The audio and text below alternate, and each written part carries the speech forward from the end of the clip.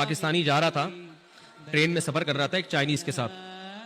تو پاکستانی تاجروں کا دماغ بہت تیز چلتا ہے. تو ایک چائنیز کے مچھر آ کے بیٹھا. چائنیز دنیا کی ہر چیز کھا لیتے ہیں, چائنیز نے اٹھایا اور کھا لیا. اب پاکستان نے بولا یار ادھر تو مچھروں کا بزنس بھی ہو سکتا ہے. تو پاکستانی کے مچھر آگے بیٹھا, اس نے پکڑا اور چائنیز سے بولا کتنے کا خریدے گا. تھوڑے سے چٹکلے چلتے رہتے ہیں, ان کا موضوع سے تعلق تو نہیں ہے لیکن تھوڑا سا آپ کا دل اس میں لگا رہے کہ وہ ایک جو چوہا جو ہے نا, چوہا, اس نے ایک ہاتھی کو دریا میں نہاتے ہوئے دیکھا. السلام علیکم, خیریت سے آپ؟ تو ہاتھی کو دیکھا دریا میں نہاتے ہوئے. تو چوہے نے ہاتھی سے کہا یار ذرا باہر آنا, کام ہے ضروری. تو ہاتھی نے کہا بھائی میرے لیے باہر آسان نہیں ہے, میں گھنٹوں لگیں گے, میں ہاتھی ہوں, کوئی مذاق نہیں ہوں. چوہے نے کہا نہیں بہت ہی اہم کام ہے, تھوڑی دیر کے لیے آپ کو باہر آنا پڑے گا. اب بیچارہ اتنی مصیبت سے باہر نکلا, چوہے نے کہا بس ہو گیا کام, واپس جاؤ. ہاتھی نے کہا بھائی کیا ٹینشن تھی, مجھے اتنی مصیبت سے نکلا. اور چوہا کہہ رہے بس میں یہ دیکھنا چاہ رہا تھا میرا انڈر ویئر پہن کے تو نہیں نہا رہے تم پہ. ٹھیک ہے نا, صحیح ہے. تو خیر ہاتھی انڈر ویئر نہیں پہنتا. کوئی بھی دنیا کا جانور ایسا نہیں ہے دنیا میں کوئی جو لباس زیبتن کرتا ہو, کیونکہ لباس کا تعلق کس سے ہے؟ تہذیب سے. انسان ہمیشہ سے لباس پہنتا آیا ہے, یہاں تک کہ قرآن مجید میں اللہ نے فرمایا ہے کہ جب آدم علیہ الصلوۃ والسلام سے خطا ہوئی ہے جنت میں, تو اس خطا کے بدلے میں اللہ نے جو سب سے پہلی سزا دی ان کا لباس چھین لیا. حالانکہ وہ دونوں میاں بیوی تھے, حضرت آدم اور حوا, لیکن ان میں اتنی حیا تھی کہ فطفقا یخصفان علیہما من ورق الجنہ, کہ جنت کے درختوں کے پتوں سے اپنے جسم کو ڈھانپنے لگے. تو پہلے دن سے اللہ نے انسان کے مزاج میں اور انسان کے فطرت میں کیا رکھا ہے؟ تہذیب. لباس کا تعلق کس سے ہے؟ تہذیب. ایک جاہل پیر تھے, جاہل پیر ہوتے ہیں نا اپنے مریدوں کو بس کھانے کھلانے کی ترغیب. انہوں نے کہیں کدو کی فضیلت پہ بیان کیا. کس پہ بیان کیا؟ کدو کی فضیلت. نبی صحیح حدیث ہے کہ رسول اللہ صلی اللہ علیہ وسلم کو لوکی اور کدو جو ہے نا یہ بہت پسند تھا, یہ صحیح حدیث ہے.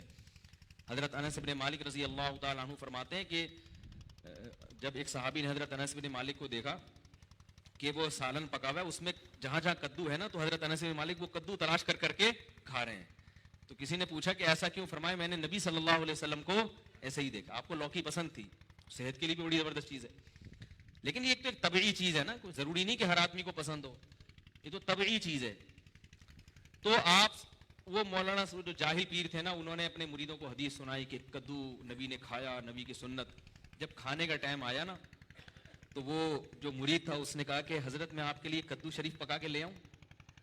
اب کدو کے ساتھ کیونکہ سنت ہو تو شریف کا لفظ بھی ایڈ کر دیا کہ کدو اتنے فضائل سنے, تو حضرت میں آپ کے لیے کدو شریف پکا کے لے آؤں. وہ ان کے تو آسان خطا, یار اب ہمیں کدو کھلائیں گے. تو انہوں نے کہا یار ہم گناہگار لوگ ہیں, میرے لیے کوئی بغیرت سی مرغی پکا کے لے آؤ. تو ہم کیا ہیں؟ ہم بڑے گناہگار لوگ ہیں, کدو شریف کہاں, ہمارے لیے کوئی بغیرت سی جس میں غیرت بالکل ہی نہ ہو. یہ جو فارمی چکن ہے نا, مجھ سے ایک دفعہ بقرعید میں کسی نے مسئلہ پوچھا کہ حاملہ گائے جو ہے نا, حاملہ گائے, اس کی قربانی جائز ہے؟ میں نے کہا ہاں جائز ہے. تو انہوں نے کہا اس بیچارے معصوم بچے کا کیا قصور ہے؟ وہ جو گائے کے پیٹ میں معصوم بچہ ہے اس کا کیا قصور ہے؟ تو میں نے کہا اس کی ماں بیچاری کا کیا قصور تھا جس کو ہم کاٹ رہے ہیں, اس سے کوئی اس کو کسی جرم کی سزا دی جا رہی ہے. تو جانور بیچارے کا کوئی قصور تھوڑی ہوتا ہے کہ جو ہم اس کو کاٹ کے کھاتے ہیں. وہ اللہ نے بنایا کس کے لیے؟ ہمارے لیے. چٹکلا سناتا ہوں نا, کئی بار آپ سن چکے ہیں. وہ ایک بچے نے, ایک مس تھی, انہوں نے وہ بچے بیٹھے ہوئے تھے, اسٹوڈنٹس بیٹھے ہوئے تھے, ان سے معاہدے لیے کہ دیکھو بیٹا پکا وعدہ کرو, پکا وعدہ کرو کہ پان گٹکا نہیں کھاؤ گے. انہوں نے کہا میس پکا وعدہ پان گٹکا نہیں کھائیں گے.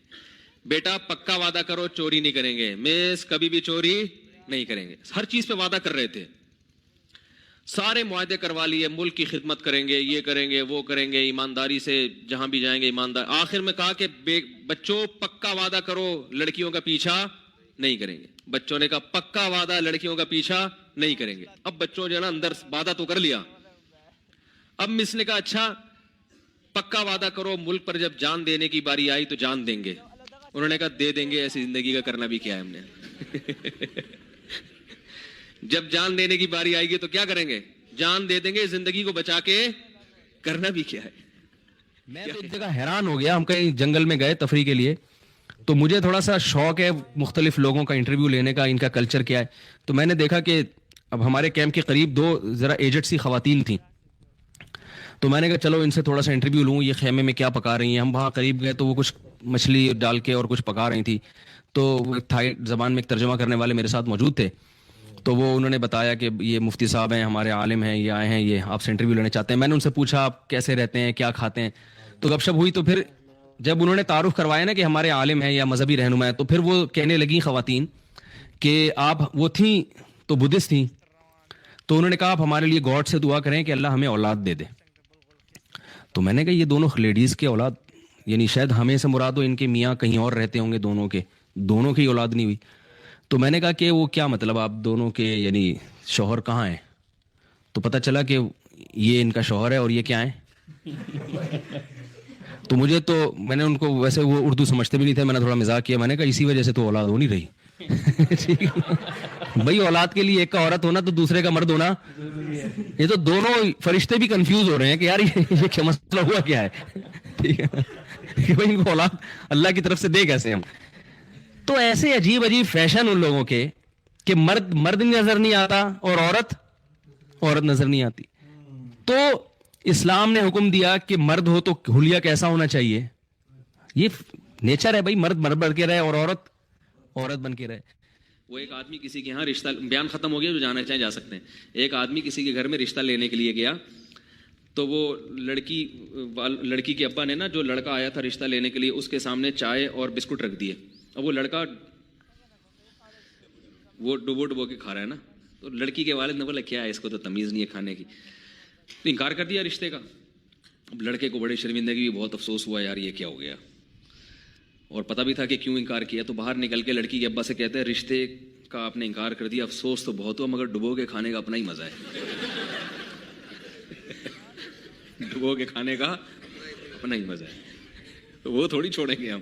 اور حقیقت ایسے ہے, حقیقت ہے, چائے بسکٹ رکھے ہو نا, میرا اپنی ظاہر بھی ہے کہ ڈبو کے کھانے کا شرم تو آ رہی ہوتی ہے انسان کو, لیکن جو مزہ آتا ہے ڈبو کے کھانے میں, وہ بغیر پاپے جتنا ڈبو کے کھانے میں مزہ آتا ہے, تو بسکٹ ہو کوئی بھی چیز ہو, ڈبو کے کھانے کا بہرحال اپنا مزہ ہے. تو اب کوئی بھی, میں کہیں جاتا ہوں نا, کوئی لوگ چائے بسکٹ رکھ دیتے ہیں زبردستی کے کھا بولو, تو پھر میں ڈبو کے ہی کھاتا ہوں, اور میں بولتا ہوں بھائی ڈبو کے کھانے کا اپنا مزہ ہے. آپ کو لگے گا مفتی صاحب کیا کر رہے ہیں, بھائی ہم آپ کی وجہ سے مزہ تھوڑی